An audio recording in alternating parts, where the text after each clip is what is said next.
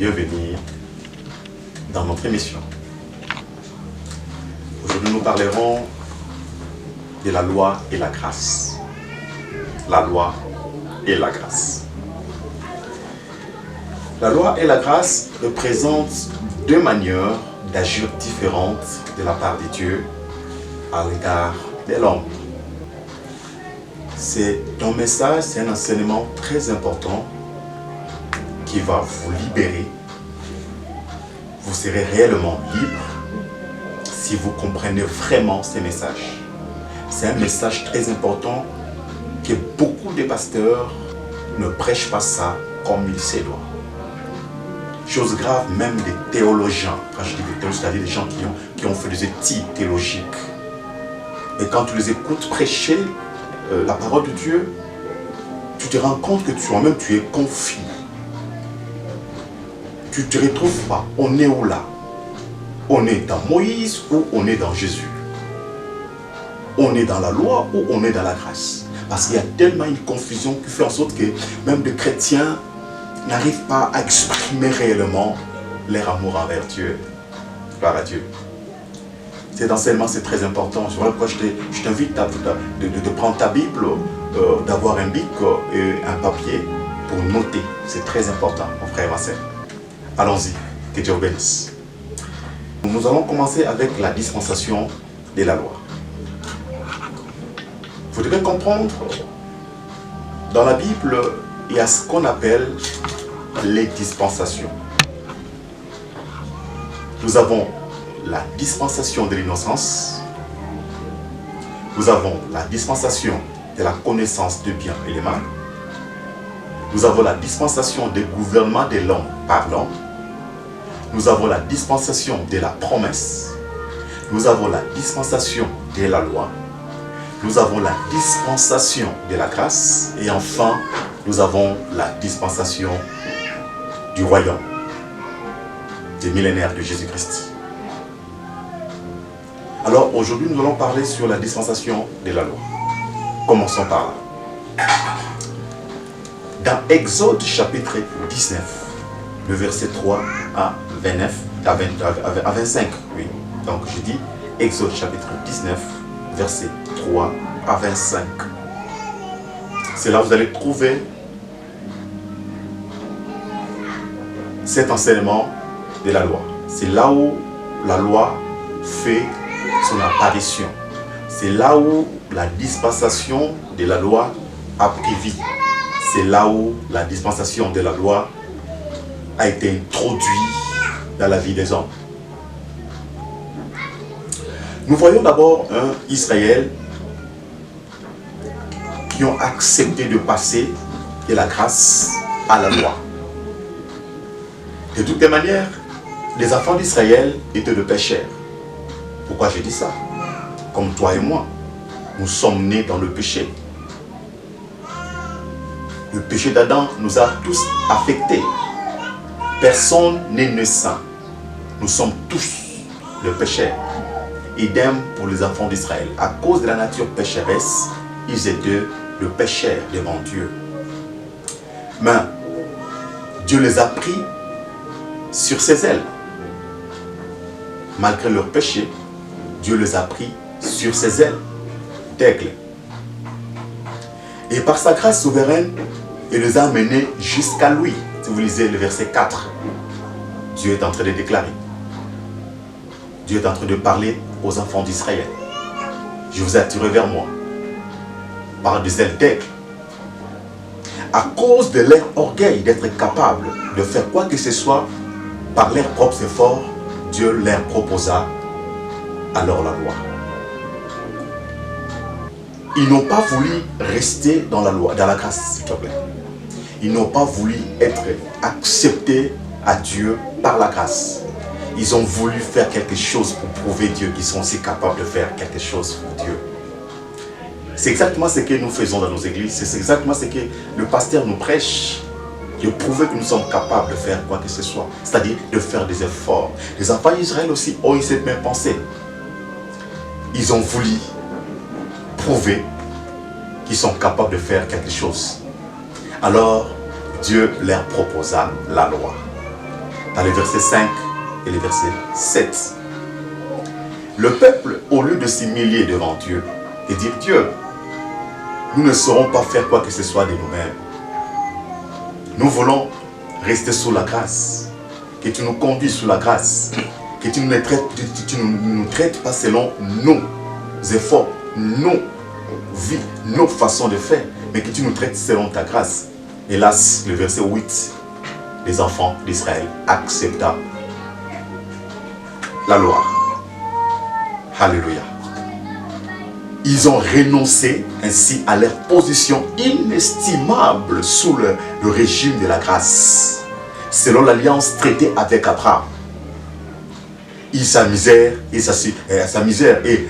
assumèrent l'impossible responsabilité de la loi, par laquelle ils allaient tenter de se justifier devant Dieu sur la base de leurs propres mérites.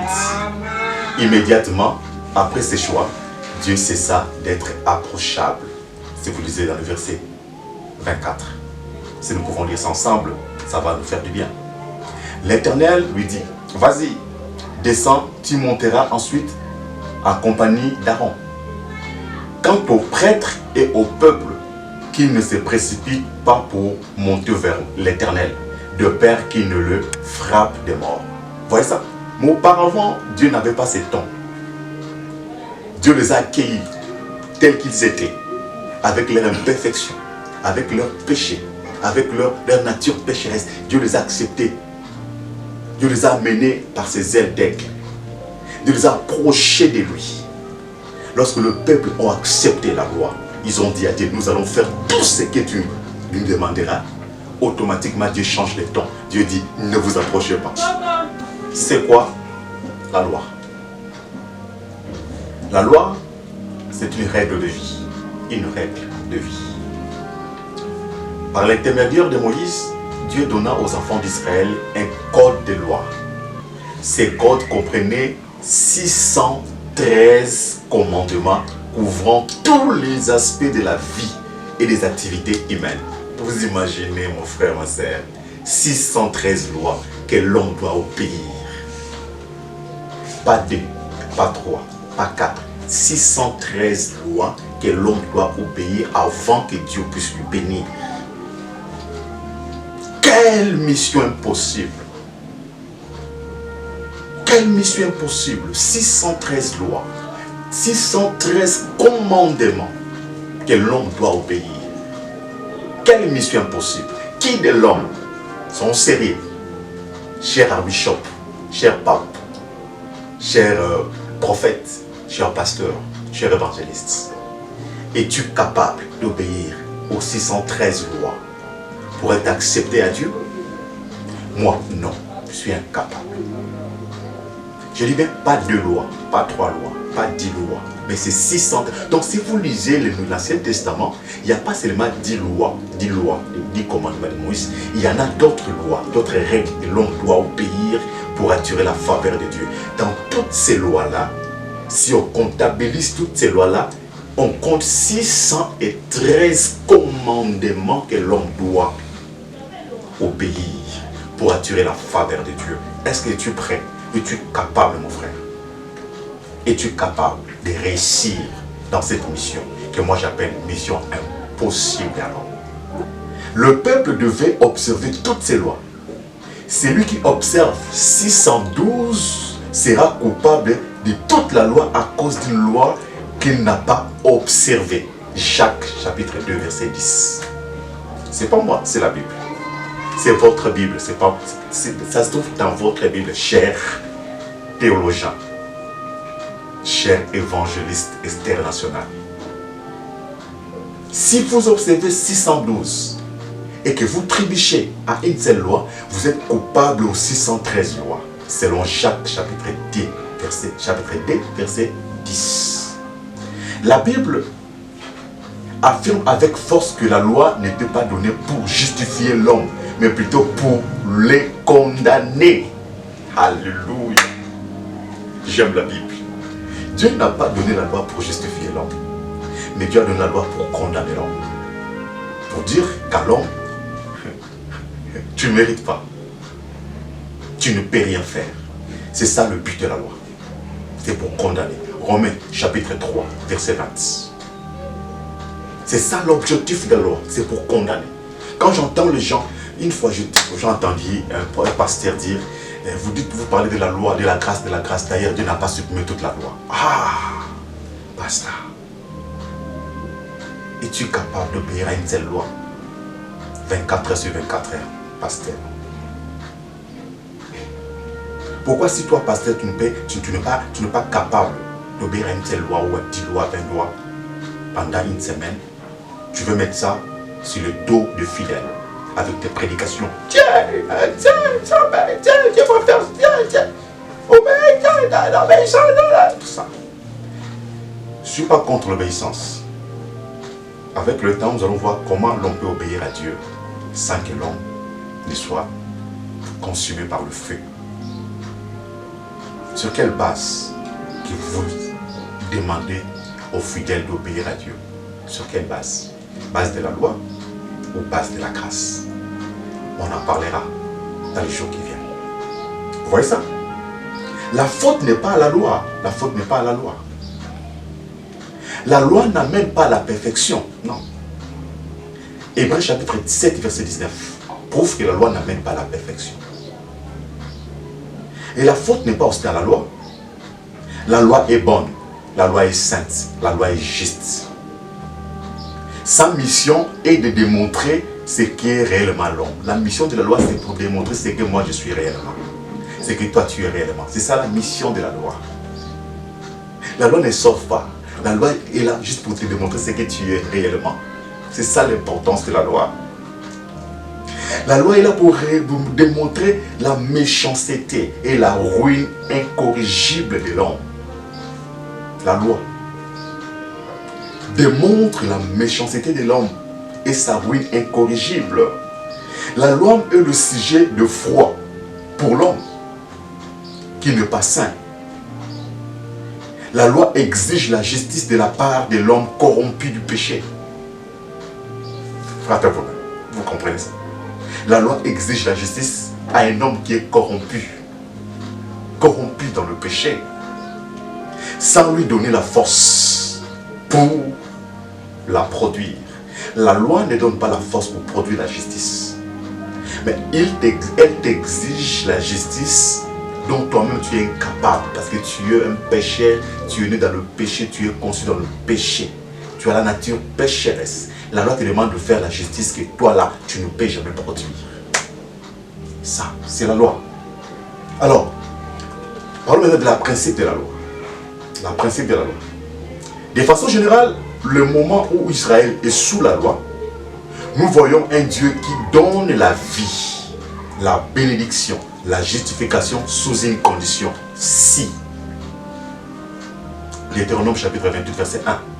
Si tu obéis à la voix de l'Éternel ton Dieu, en observant et en mettant en pratique tous ses commandements, c'est-à-dire les 613, que je te prescris aujourd'hui, l'Éternel ton Dieu te donnera la supériorité sur toutes les nations de la terre. Si, c'est-à-dire si moi, prince, j'obéis aux 613 lois, Dieu me donnera la supériorité.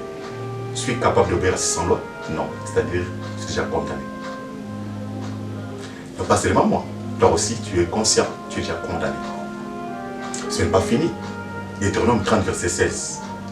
Car je te prescris aujourd'hui d'aimer l'Éternel, ton Dieu, de marcher dans ses voies et d'observer ses commandements, ses lois et ses ordonnances, c'est-à-dire 613 ordonnances de Dieu, afin que tu vives et que tu te multiplies et que l'Éternel, ton Dieu, te bénisse dans le pays où tu entres pour le posséder. Oh mon Dieu, qui est capable d'obéir aux 600 lois?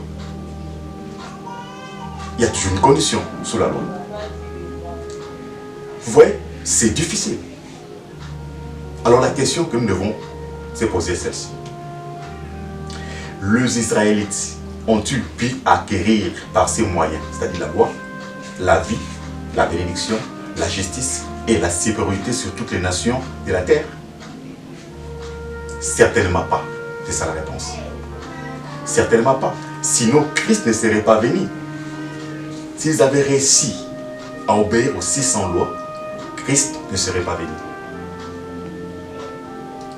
Si toi-même là aussi, frère, sœur, tu es capable d'obéir aux 600 lois, Christ ne sert à rien dans ta vie. Il ne sert à rien dans ta vie. Ceux qui se sont confiés en Dieu et non sur leur performance d'obéir à la loi de Moïse de l'Ancien Testament sont appelés des justes. Dans l'Ancien Testament, partout où vous voyez, on a appelé les gens des justes, les justes. Ce ne sont pas les gens qui ont obéi aux 600 lois.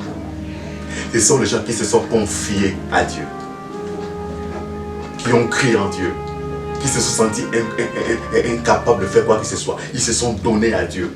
Leur force dépendait de Dieu. Tout ce qu'ils faisaient, dépendait de Dieu. Ce sont là que Dieu appelait les justes. La justice ne venait pas d'eux. C'est Dieu qui les appelait les justes. Ils n'étaient pas des justes à cause de ce qu'ils pouvaient faire. Mais Dieu les a appelés justes. Pourquoi? Parce que ces gens se sont confiés en Dieu. Ça, c'est très important pour les chrétiens. Vous devez comprendre. Ce n'est pas ce qu'ils ont fait, mais c'est Dieu qui les déclare justes. C'est Dieu qui les déclare de justes. Non pas parce qu'ils ont accompli les 613 lois. Non. Parce qu'ils se sont confiés à Dieu. Même dans l'Ancien Testament, la pensée de la grâce est là. Même dans la loi, la pensée de la grâce est là. Dieu les a sauvés. Dieu les a fait du bien. Non pas à cause de leur obéissance aux 600 lois, 613 lois. Mais à cause de leur dépendance à Dieu. Dieu les a déclarés justes. Alléluia. Ça c'est fort. Ça, j'aime ça. C'est tellement fort. Alors, pourquoi la loi? Pourquoi la loi? Romains 7, 12. Tu peux lire ça. La loi est bonne, mais elle demande le bien à ceux qui étaient incapables d'accomplir. Elle interdit le mal à ceux qui ne peuvent pas s'empêcher de le faire. C'est ça la loi. Je vais répéter. D'accord. La loi est bonne, mais elle demande le bien à ceux qui étaient incapables de l'accomplir. Et elle interdit le mal à ceux qui ne peuvent pas s'empêcher de le faire. C'est ça la loi. C'était le cas alors. Beaucoup de personnes me posent cette question, je sais. C'était le cas. Alors pourquoi la loi? Que Galates 3, 9 pose. Pourquoi la loi? La loi était donnée pour manifester état misérable de la perdition de l'homme. Mettez ça dans la tête. La loi était donnée pour manifester état misérable de l'homme. État de la perdition de l'homme. Romains 3, 20.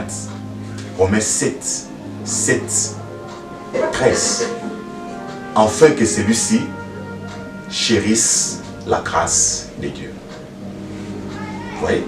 La loi a été donnée pour manifester l'état misérable de la perdition de l'homme, afin que l'homme chérisse la grâce de Dieu. Oh là! Mais ce qui me fait mal, nous sommes dans la grâce de Dieu. Il y a de ceux-là qui cherchent encore à chérir la loi. C'est inconcevable. Comment ça se passe? Qu'est-ce qui se passe? La loi a été donnée pour que nous chérissions la grâce. Mais nous sommes dans ce temps de la grâce. Il y a des pasteurs qui chérissent encore la loi. Il y a des fidèles qui chérissent encore la loi. Qui aiment encore faire quelque chose pour Dieu. Qui cherchent encore à accomplir quelque chose de Dieu. Mais malheureusement, personne d'entre eux est capable d'obéir aux 613 lois. Ça, c'est l'état misérable qu'on trouve actuellement dans l'église de Dieu. Les chrétiens cherchent encore à chérir la loi au lieu de rester sous la grâce. Que Dieu vous bénisse. À la prochaine pour la suite de cet enseignement.